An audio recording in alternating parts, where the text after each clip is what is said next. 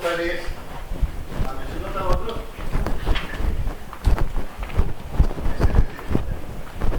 Así, cuando vamos a comparar diversas formas de cristianismo, no nos fijemos.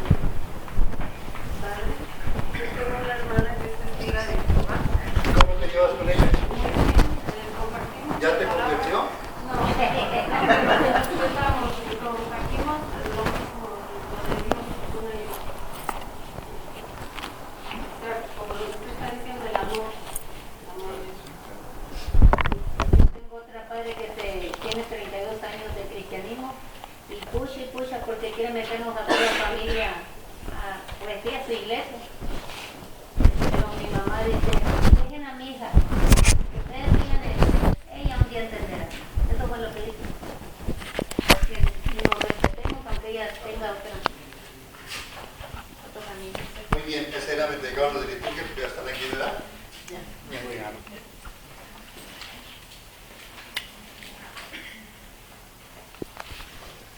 Voy a sugerirles que en nuestra reflexión hagan lo posible ya por ir memorizando lo fundamental, porque muchos de ustedes se conforman más con entender, ¿verdad? Se trata de que ya, ¿verdad?, se van a volver sobre las notas, pero no creo que vuelvan sobre las notas. Entonces, ¿qué les sugiero?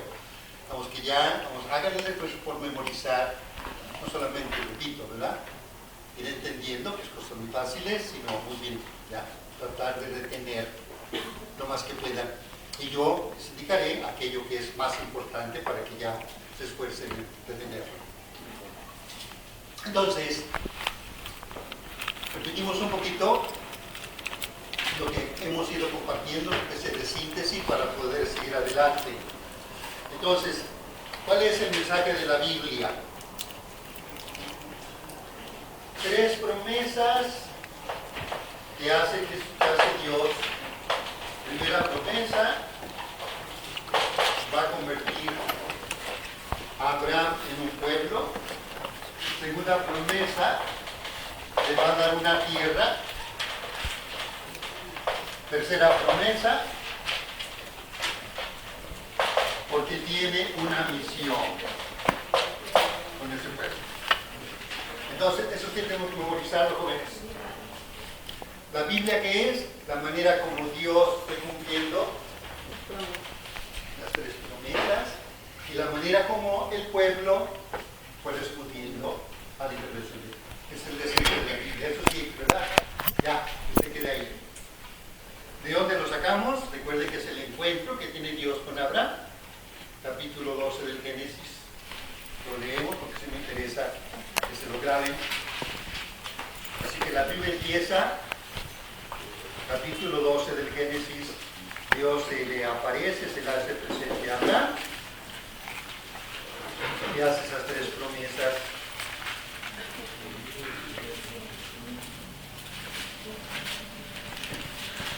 Un día, capítulo 12, versículo 1 de Génesis. Un día el Señor le dijo a Abraham: deja tu tierra, tus parientes y la casa de tu padre para ir a la tierra que te voy a mostrar. Segunda promesa: con tus descendientes voy a formar una gran nación, te voy a hacer pueblo.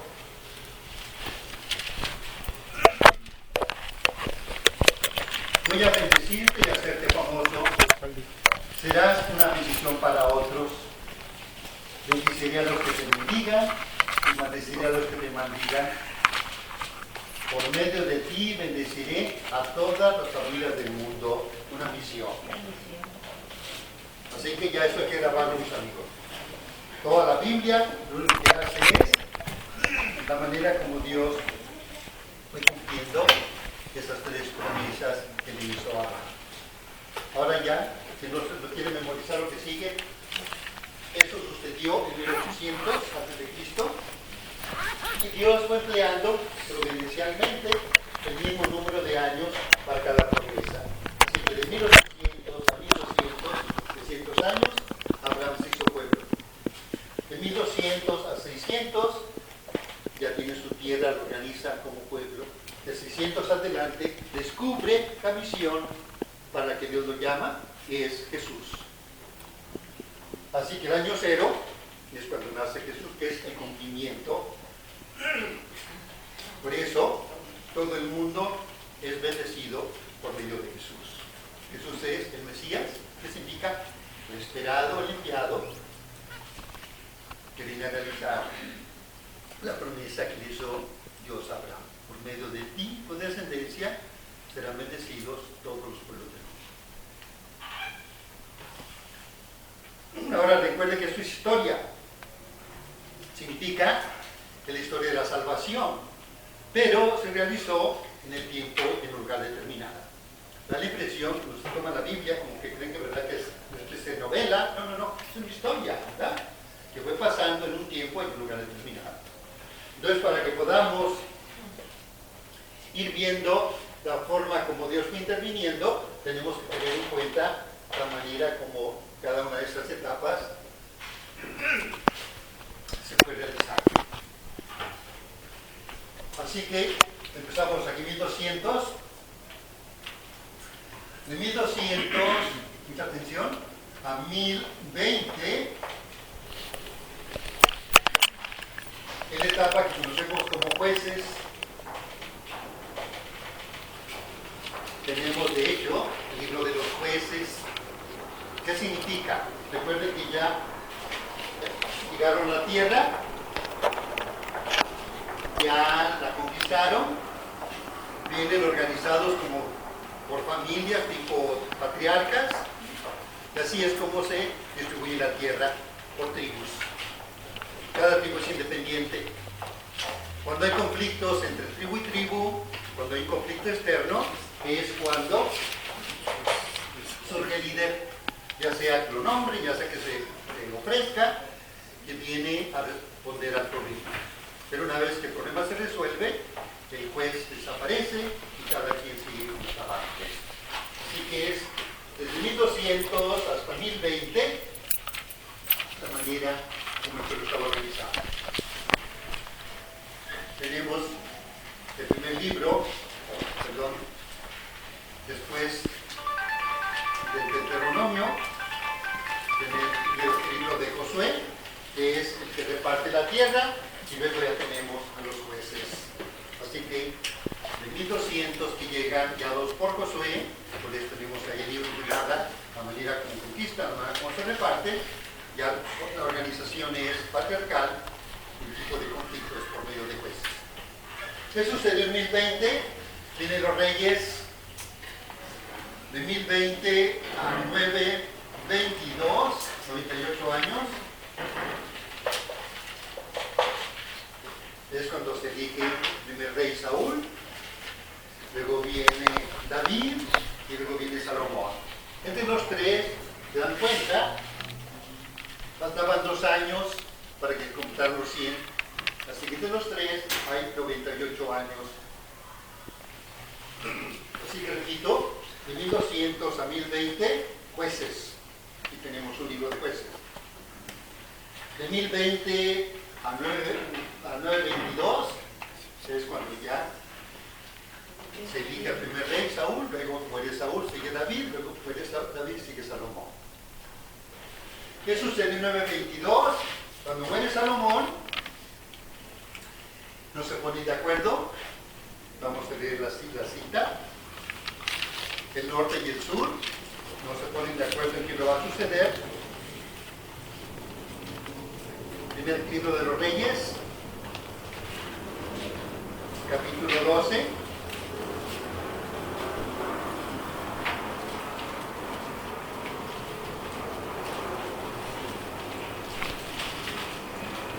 Así que no se ponen de acuerdo en qué lo va a suceder y se dividen. Pueden ver versículo 16. El norte le pedía al sucesor de Salomón que los considerara, que no fuera tan duro. Vean versículo 16. Cuando todo el pueblo de Israel, que es la parte del norte, vio que el rey no le había hecho caso, se respondió de este modo: no tenemos nada que ver con David. Recuerdan que era el papá de Salomón. Ninguna herencia compartimos con el hijo de Isaí, que era el papá de David. A sus casas israelitas, a David que cuide de su familia. Así que se forman dos reinos, es la división.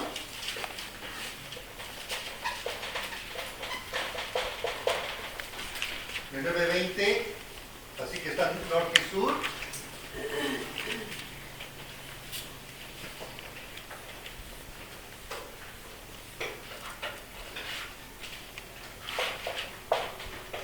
Son cerca de 200 años, así que 9:22 muere Salomón, es cuando se divide, hay norte y sur. El sur toma el nombre de Judá, es muy pequeñito, solamente dos tribus, la de Judá y Benjamín. El norte es mucho más grande, la parte son 10 tribus, es Samaria. Así que durante 201 años, en los 922 es cuando se divide, falta 201 años, van coexistiendo norte y sur. ¿Qué sucedió en 721? Desaparece el norte, conocido como Israel, desaparece. ¿Qué sucedió? Asiria, un gran imperio, que estaría al norte de la actualidad, empieza a controlar todo el mundo. El reino de Israel, muy ingenuamente, ¿verdad? Así como somos el pueblo de Dios, a ver qué nos haces. Imagina lo que les hizo, ¿verdad? Acabó con ellos, y para escarmiento de otros pueblos que trataran lo mismo, especialmente Egipto, ¿verdad? Que era el imperio más fuerte. A todos los sobrevivientes los riega por el imperio y trae gente de fuera para ocupe el lugar. Así que es cuando desaparece. Escuchen esto: el reino del norte existió durante 201 años, ya no hay duda. Así que el pueblo de Israel queda dividido a dos tribus, de Judá y Benjamín, alrededor de Jerusalén. Ahorita van a entender la razón de esta cronología. ¿Qué sucedió con el sur? Continuó, ¿verdad? Luego, en 587, exilio.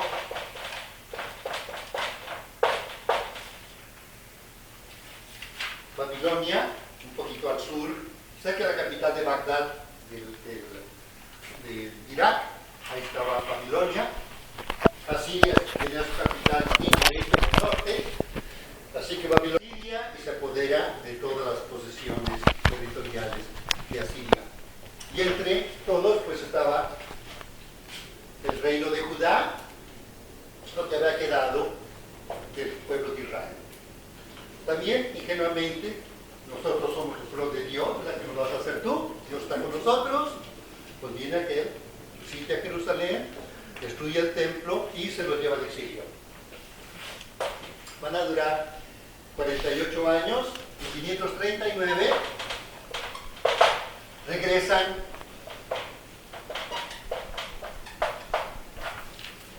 ¿Por qué hemos hecho esto?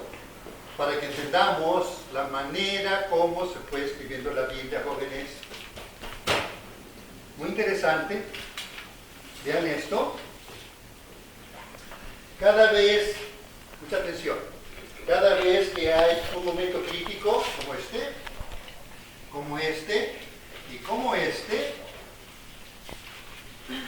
es cuando el pueblo reflexiona, ¿qué pasó? Y el fruto de su reflexión es la base de la Biblia. ¿Está claro? Empecemos. ¿Qué sucedió aquí? Se separan. El norte es mucho más grande geográficamente hablando. El sur más chiquito, pero tiene más recursos. Es Jerusalén, está el templo, está el palacio, toda la estructura, ¿verdad? Todas las relaciones hacia el exterior. Entonces, mucha atención, una vez que se separan, el sur y el norte hacen su reflexión. la reflexión del sur llama a Dios Yahvé. Recuerdan que era el nombre con el cual Dios se había revelado a Moisés. Así que en esa reflexión que va haciendo el sur sobre por qué pasó lo que pasó, por qué nos falló Dios, ¿verdad? ¿Están diciendo? Utilizan al referirse a Dios Yahvé. El norte hace lo mismo. ¿Por qué nos pasó lo que nos pasó? ¿Dónde estaba Dios que lo permitió? Y su reflexión, al referirse a Dios, le llaman Elohim. Así que son dos reflexiones, la que hace el sur, y cuando habla de Dios le llama Yahvé, la que hace el norte. Recuerden que es todavía no existe la Biblia, entonces todavía no escribe la Biblia. Así es como nace la Biblia. Así que en el 22, la separación, el sur, ¿verdad? Empieza así como poner por escrito, el norte hace lo mismo. Así que van 201 años, atención, 201 años, el sur va viviendo de esa reflexión que hizo el sur, y el norte va viviendo de la suya.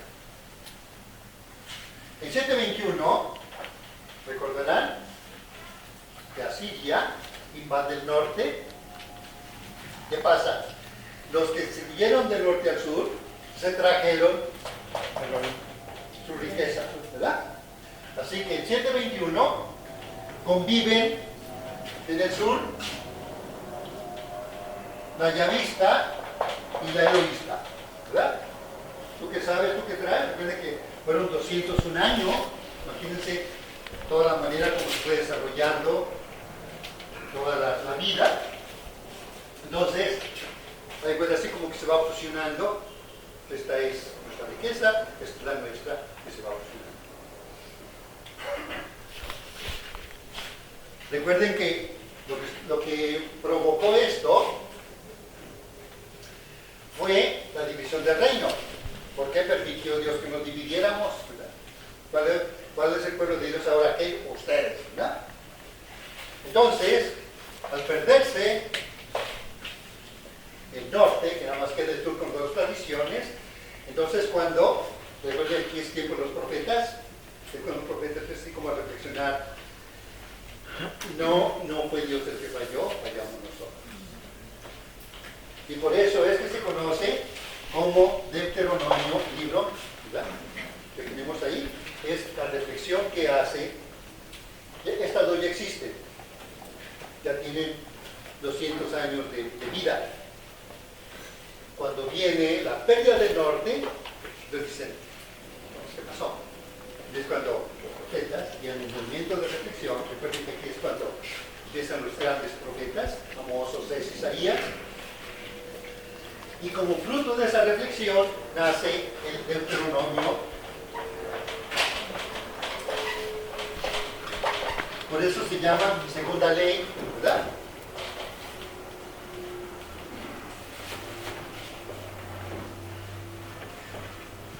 ¿Cuál es el fundamento? Volver a la alianza. Tenemos que volver allá donde empezamos. Es una vuelta, pues se llama segunda ley. Pues la primera, pues se olvidó, ¿verdad? La primera que se había quedado expresada en estas dos, no está siendo efectiva. Vean cómo se fue escribiendo la Biblia. ¿Por qué razón se fue escribiendo la Biblia? Por pensar que quién tenía la razón. El pueblo que reflexiona, ¿verdad? ¿Qué pasa? Por eso va haciéndose momentos críticos, ¿verdad? Así que mientras todo iba bien, pues, cuando hubo las divisiones. y por los abusos. En el momento en que sienten que van perdiendo su identidad, entonces vuelven sobre sí mismos y tratan de entender quiénes somos. Un pueblo de Dios. Ahora, somos pueblo de Dios si cumplimos la alianza, ¿verdad? Que es la urgencia del Deuteronomio. volver a la alianza. La alianza, que significa, es un contrato, un compromiso entre nosotros, debemos fallar a Dios, ¿verdad? Pues tenemos que volver a la alianza para, como tú dices, que descubrir quiénes somos. Así que no sé cómo se van a imaginar ustedes que escribió la Biblia, pero así fue. Es muy diferente.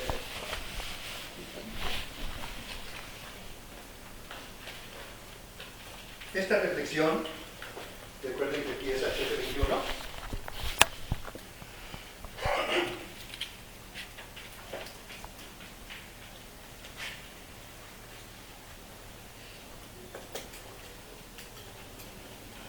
Dura de 7:15. Así que en 7:21 viene a ser rompimiento que acaba el norte. En 7:15, 6 años después de la pérdida del norte, es cuando empieza esta reflexión que inician los grandes profetas. Y va a durar hasta 640.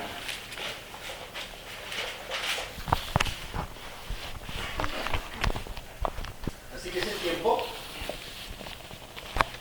en que puede que es el momento profético fuerte, ¿verdad? Que van tratando de descubrir su identidad volviendo a la alianza.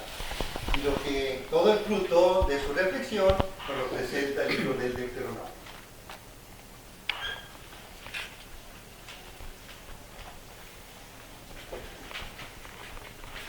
Por eso se presenta el 721.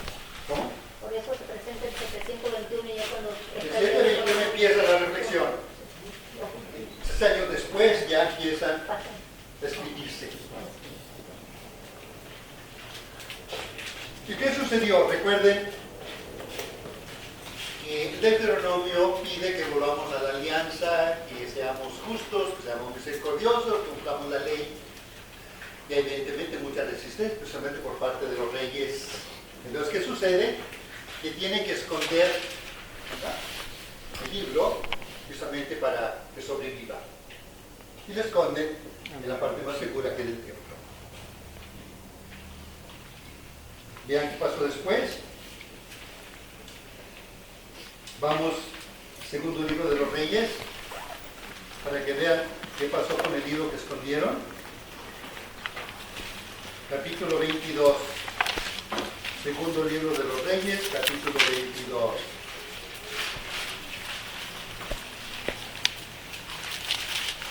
El rey es Josías.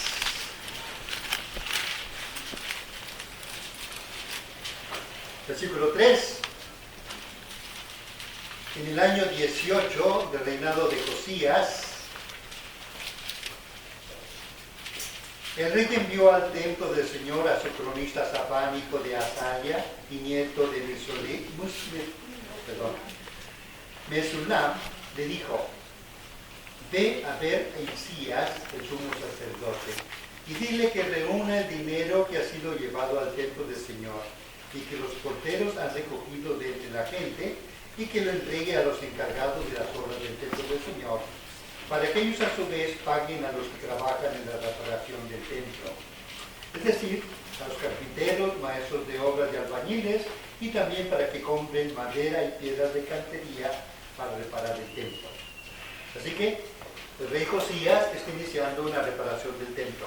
Porque con tanto cambio, evidentemente que el templo debe haber sufrido grandes deterioros. Versículo 8. Hilcías, el sumo sacerdote, le contó a Safán, el cronista, que había encontrado el libro de la ley en el templo del Señor, y le entregó el libro, y Safán lo leyó. Después Safán fue a informar de esto al rey y le dijo: los siervos de su majestad han hundido la plata que había en el templo y la han entregado a los encargados de reparar el templo del Señor. También informó Safán al rey que el sumo sacerdote Hilcías le había entregado un libro, y lo leyó Safán al rey. Al escuchar el rey lo que decía el libro de la ley, se rasgó la ropa y enseguida ordenó Hilcías a Ahicam, hijo de Asafán, Acbor, hijo de Micaías, a Safán el cronista y a Asaías, oficial del rey. Vayan a consultar al Señor por mí y por el pueblo y por todo lugar en cuanto al contenido de este libro que os he encontrado, pues el Señor debe de estar muy furioso contra nosotros, escuchen, ya que nuestros antepasados no prestaron atención a lo que dice este libro ni pusieron en práctica todo lo que está escrito en él. Vamos al capítulo 23, versículo 4. Después de que ya leen el libro, lo reflexionan, entonces el rey ordenó a Hilcías, sumo sacerdote, y a su segundo sacerdote y a los porteros que sacaran del templo de Señor todos los objetos del culto de Baal y de Acera, o sea, dioses cananeos, y de todos los astros del cielo, y los quemó en las afueras de Jerusalén. O sea, empieza una reforma total. Esto sucedió en 622. Así que en 622 encuentra el libro. Así que repito, desde 21, al perderse el norte, empieza la reflexión seria para descubrir su identidad. 6 años después, 615, ya empieza a escribir lo que conocemos como Segunda Ley. Dura de 715 a 640. 640, ya decíamos, lo esconde y dura más o menos como 18 años escondido. Es cuando Josías lo encuentra y empieza la reforma. Tenemos, así ya tenemos. ¿Cuántos años? 22, 640, 18. 18. No, perdón, sí, 18. Vamos restando. De 640 hasta 22. Así que ya tenemos 3 fuentes, 3 especies de reflexiones que van a ser la base de la Biblia. Tenemos la yavista, tenemos la eloísta, tenemos la deuteronómica. Ahora, así que el Deuteronomio es la reflexión que se hace al desaparecer el norte. Ahora, cuando viene el exilio, viene otra reflexión. Ahora son los sacerdotes, especialmente, los que están preguntando por qué. Y su reflexión lleva el nombre de los autores, se conoce como sacerdotal. Así que en 687, en el exilio, los sacerdotes hacen lo mismo que se había hecho, que habían hecho ante los profetas. Así que tenemos ya 4, así como avances. Primero está la yavista, luego la eloísta, luego la deuteronómica y luego la sacerdotal. Ahora, mucha atención. Cuando regresan del exilio, ¿qué es lo que hacen? Juntan las 4. Y eso se llama Génesis, Éxodo, Levítico, Número y Deuteronomio. Así que estas fusionan las 4 y de ahí salen los 5 primeros libros de la Biblia, por eso se conoce como la ley. ¿Cuándo se fusionan? Cuando regresan del exilio.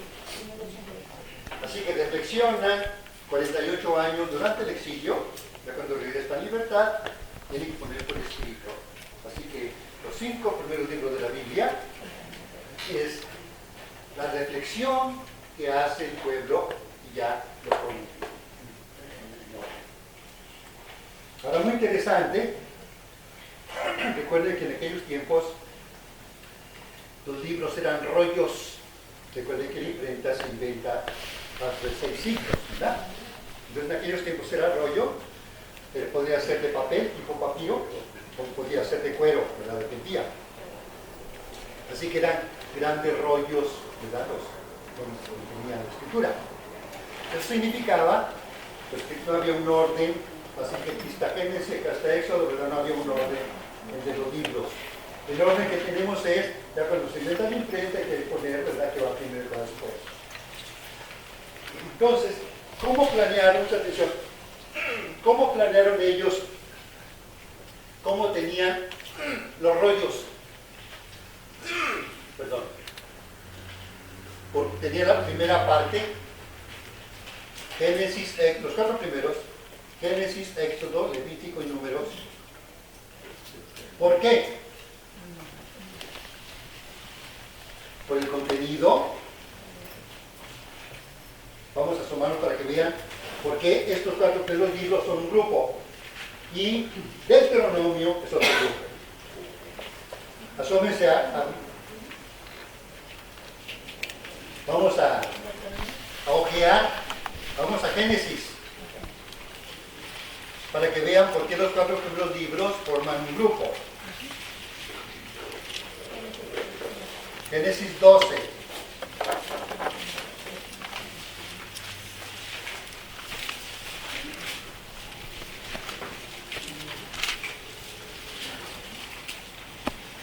Génesis 12, del 12 al 50, está describiendo pueblo. Recuerden que están describiendo su identidad. ¿Quiénes somos? Abraham, Isaac, Jacob y luego los hijos de Jacob. Muy bien, ya sabemos quiénes somos. Bueno, ¿y luego?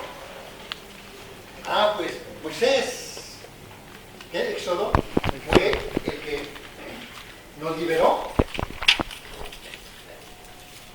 O sea, capítulo del 12 al capítulo. Sí, es el resto de Éxodo, de Génesis.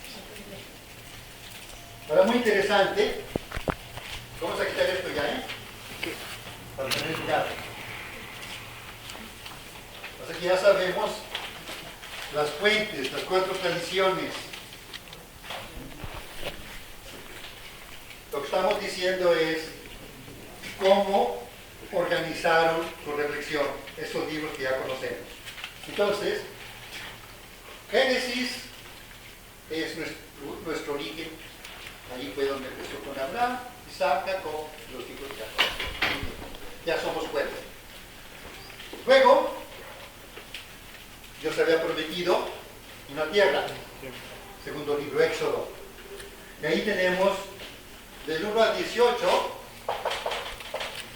capítulos que cuenta la liberación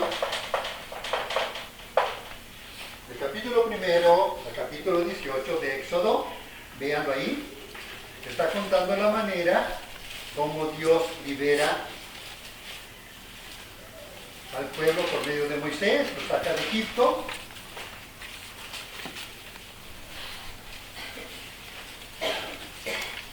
Lo que va pasando hasta allá.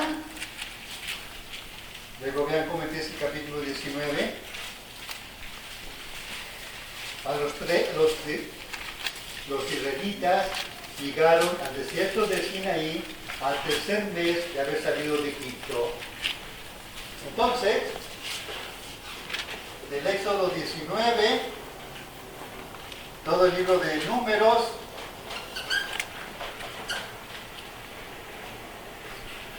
todo el Levítico, perdón.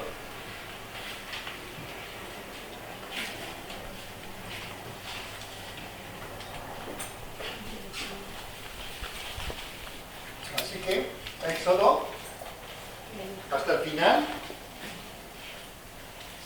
yo creo que son 30. 40. Muy bien.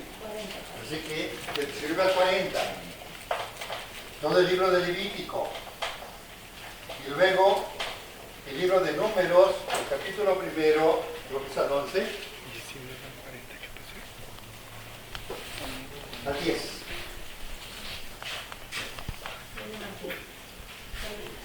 Él estancia en el Sinaí, es la ley.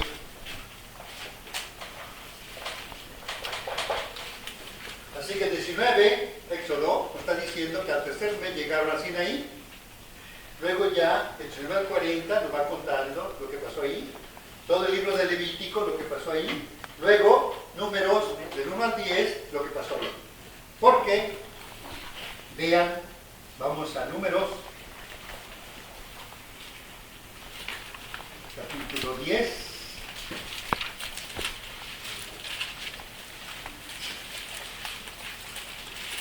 Versículo 11, así que estamos en Número, capítulo 2, versículo 11. dice, el día 20 del mes segundo del segundo año, se levantó la nube de encima del santuario del pacto. Los israelitas se pusieron en marcha partiendo del desierto de Sinaí. Así que durante como un año llegaron al tercer mes después de haber salido. Duran como cerca de un año allí en el Sinaí. Así que este es el grupo. Por eso es que estos 4 primeros libros forman una unidad. Somos pueblo y tenemos tierra, ¿verdad? Ahora decíamos que el Deuteronomio es la reflexión que se hace cuando viene la pérdida del norte. Decíamos como en 721, cuando se pierde el norte, empieza 6 años después, empieza la reflexión y luego viene ya la creación del Deuteronomio. Y, mucha atención, una vez que ya han redescubierto la alianza por medio de la segunda ley del Deuteronomio, entonces, recuerden que es un volver a la alianza. ¿Qué pasó? Nos van a narrar, miren todos los libros que siguen, Josué, Jueces, Reyes. Es la manera como el pueblo fue siendo infiel a Dios. Vean cómo termina.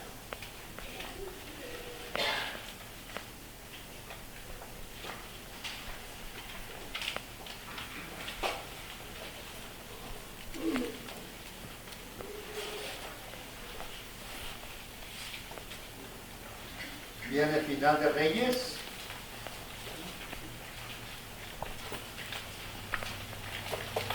Segundo o primero. El final de Reyes. Ah, ok. Segundo.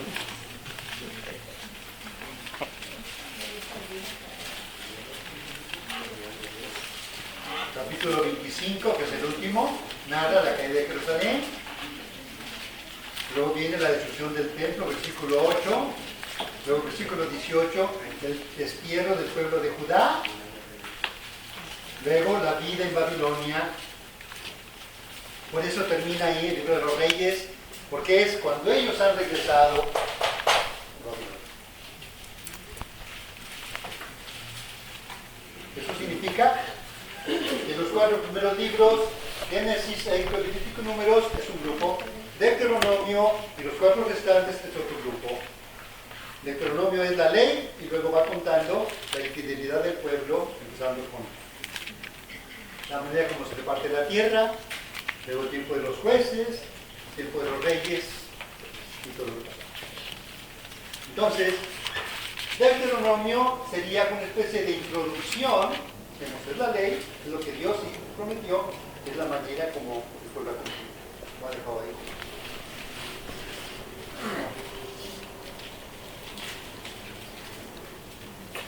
Así que al regresar del exilio, mucha atención, al regresar del exilio se redactan Génesis, Éxodo, Levítico, Números, Deuteronomio, Josué, Jueces, Samuel y Reyes. Reflexión que han hecho por Israel. Así es como nace la Biblia. La reflexión que con la presencia del Espíritu fue haciendo de las promesas que Dios le hizo y por qué no pasó la cosa como iba a pasar.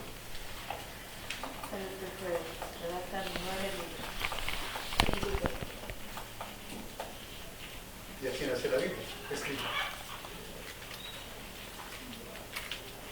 Entonces, ¿qué quiere decir esto? Porque es importante. Recuerden que están redactando cerca de 1200 años después de que pasaron las cosas. Están redactando en 539 cosas que pasaron en 1800. Por eso es un horror, ¿verdad?, el querer interpretar la Biblia literalmente. Es un mensaje que lo que quiere decir en la definición de la salvación.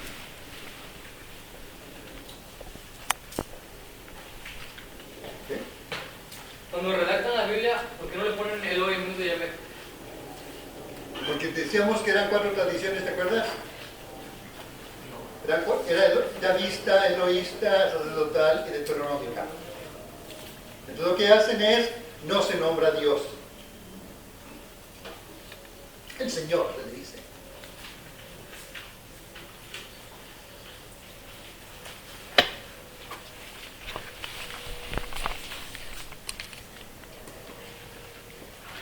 ¿Alguna pregunta? La tercera corriente, la sacerdotal, ¿tiene algún escrito o un libro especial o ellos nomás son los encargados de los... No, recuerda que estas 4 tradiciones no confundan los autores con la tradición. Se llama sacerdotal porque los que lo hicieron sacerdotes. Pero ¿cuál es el mensaje de ellos? Fíjate el problema. Ya no hay tierra, no tienen tierra, no tienen templo, no tienen reinos. ¿Quiénes son? ¿Explico? No me explico. Dios les prometió un pueblo, les prometió la tierra, les prometió un rey. No hay tierra, está en el exilio. No hay templo. Entonces, ¿qué quedó en la alianza?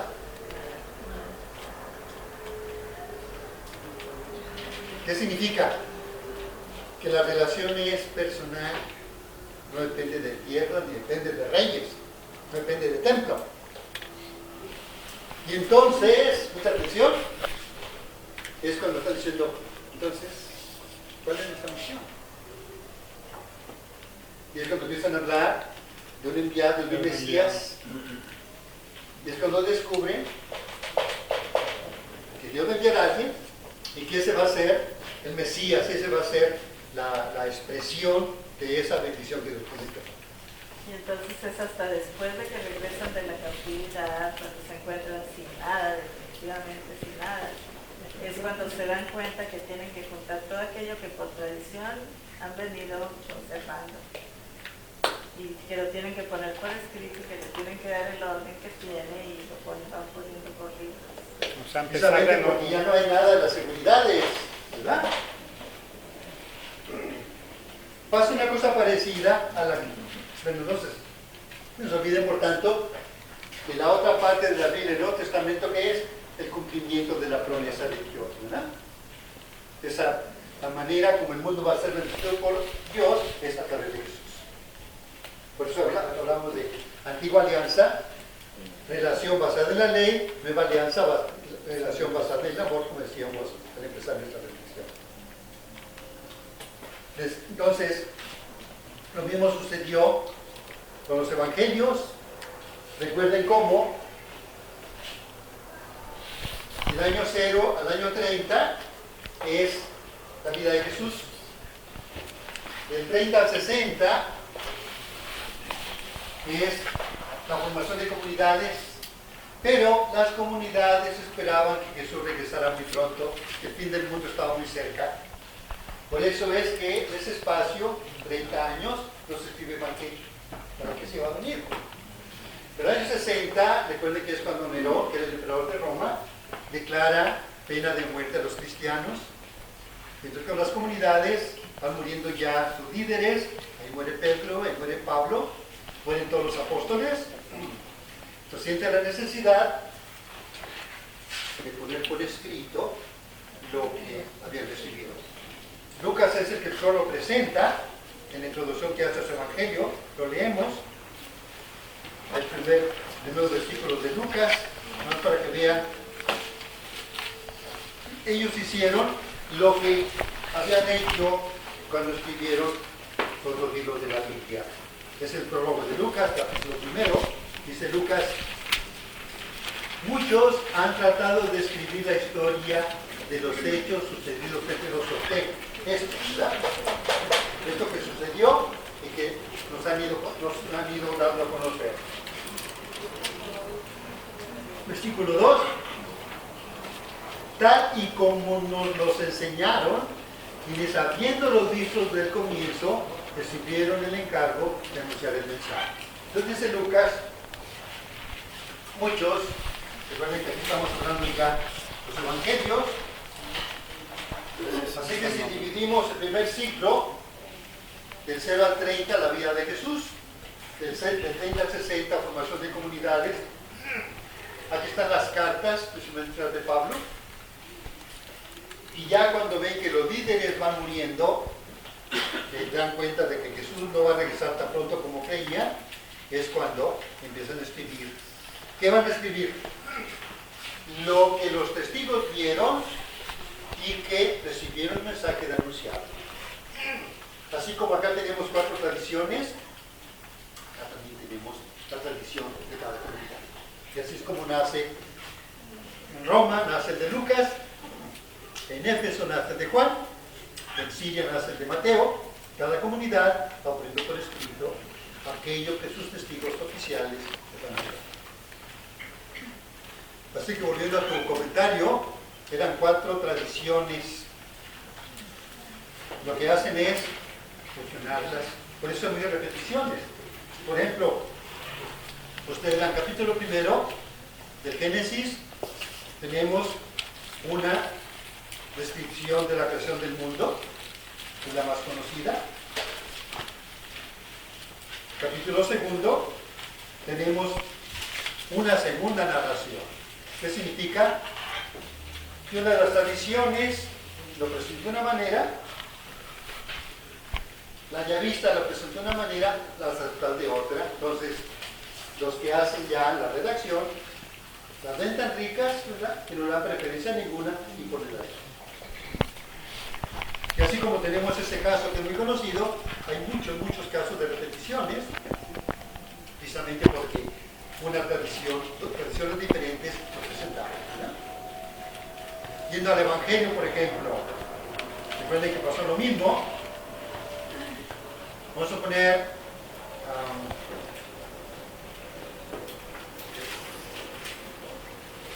la multiplicación de los panes como una sola, ¿verdad? Y tenemos 2 narraciones de la multiplicación de los panes. ¿Por qué? Porque el evangelista, ¿verdad?, igual el redactor, encontró 2 tradiciones, no quiso preferir una y juntar las 2. Las 7 palabras también no nos cuentan unas palabras. Ahí se complementa. Mateo y Marcos solamente conservan una, Juan nos conserva 3 y Lucas nos conserva 3. Juan también, así como Lucas nos da la manera como empezó, Juan, al final de su evangelio, vean capítulo 20, nos da el material con que cada uno contó. Así que Lucas nos decía la manera en que se basó él en lo que los testigos oficiales contaron a la comunidad. Ahora vean qué sucedió. Dice Juan capítulo 20, versículo 30. Dice Juan: Jesús hizo muchas otras señales milagrosas delante de sus discípulos, las cuales no están escritas en este libro. ¿Qué significa? Es un material, vamos. Todo ese material, Juan escoge. ¿Cuáles? Dice Juan: pero estas se han escrito para que ustedes crean que Jesús es el Mesías, el Hijo de Dios, y para que creyendo en él tengan vida.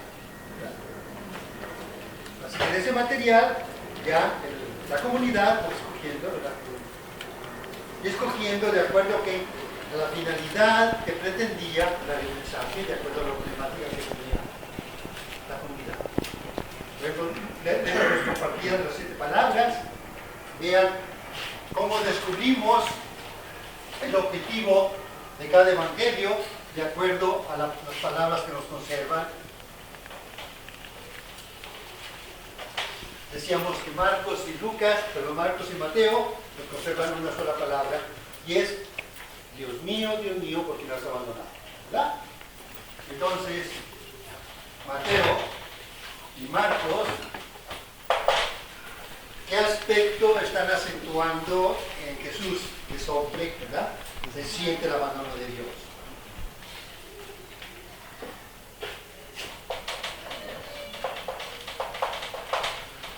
Vean a Juan,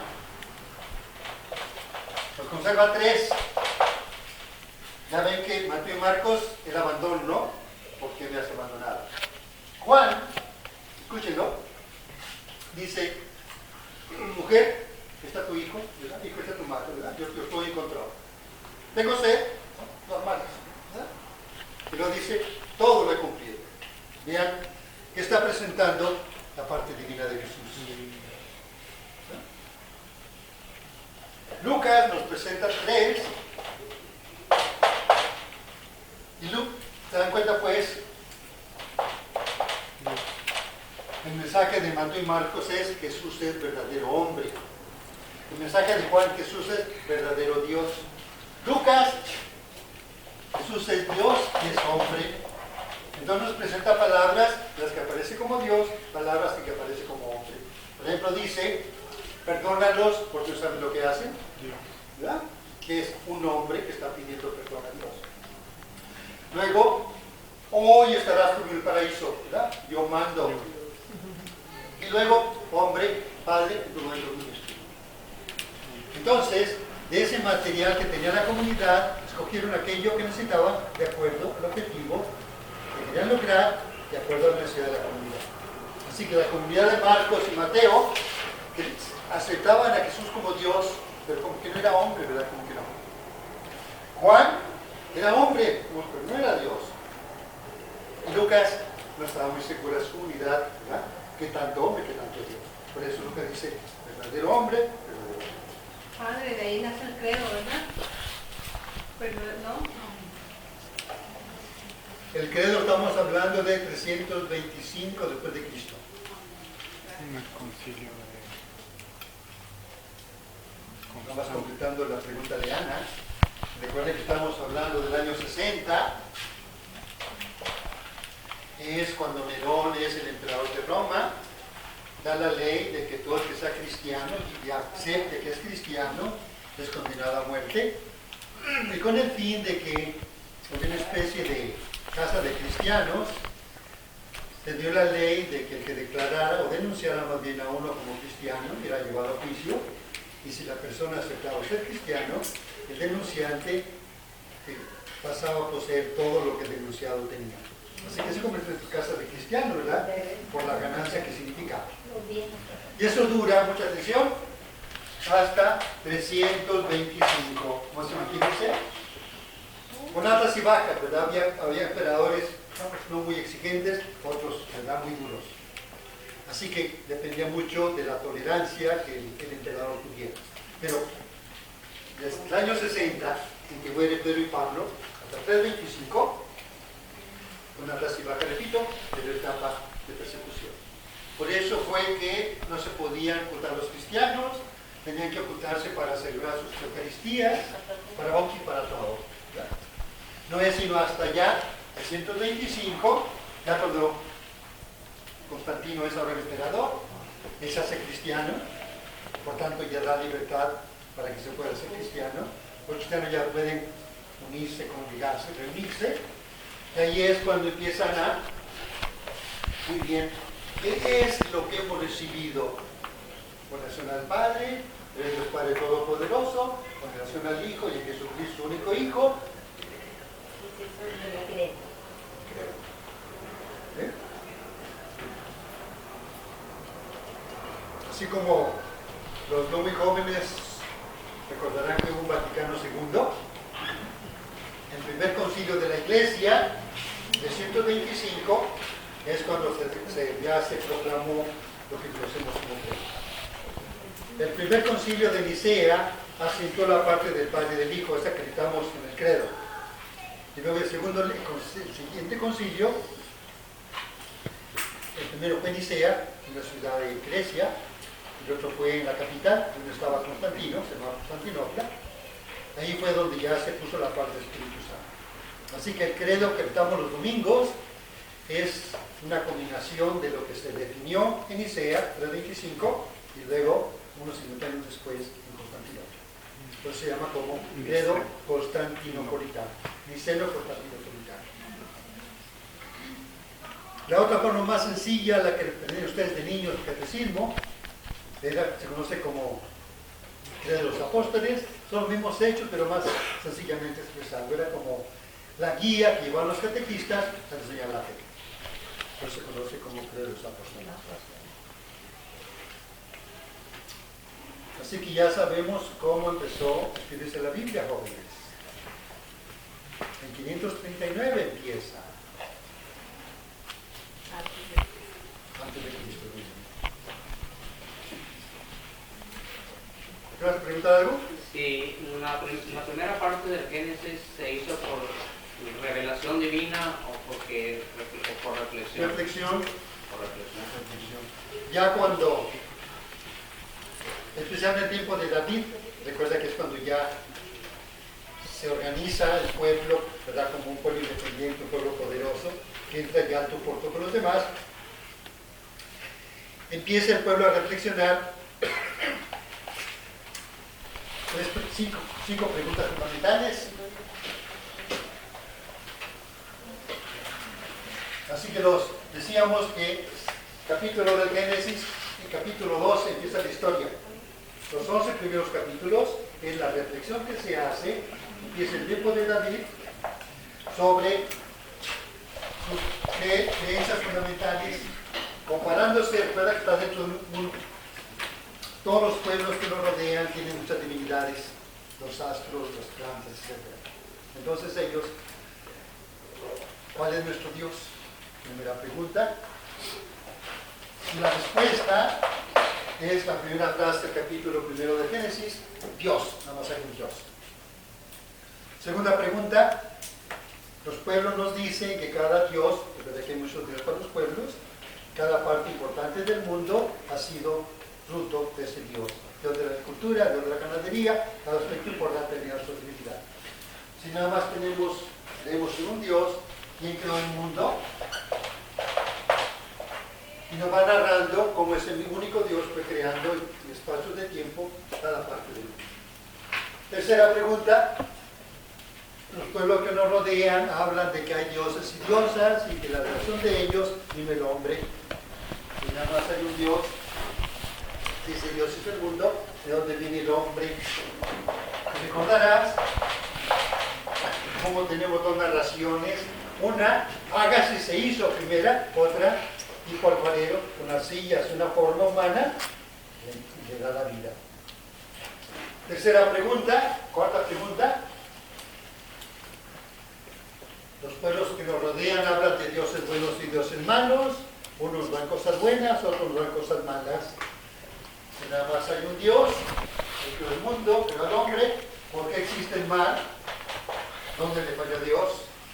Respuesta, el hombre se rebeló contra Dios. Cuarta, quinta y última pregunta. ¿Hay remedio? Quinta pregunta, quinta respuesta, salvación. Ese Dios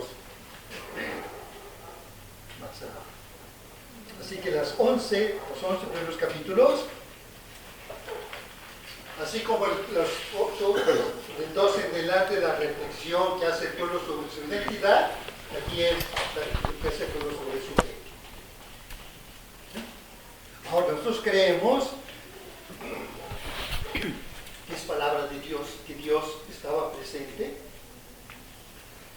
para dar su mensaje. En otros temas y otras reflexiones hemos tocado directamente la manera como Dios se hace presente a la persona, de tal manera que la persona es autor y Dios es autor de aquellos. ¿Sí? Así que no fue una especie de Dios mira, no, ¿verdad? Con la presencia de Dios y el pueblo está reflexionando con esa presencia de Dios para responder. Así que los 11 primeros capítulos es respuesta a 5 preguntas fundamentales que el pueblo se hace para diferenciarse del pueblo que lo rodea.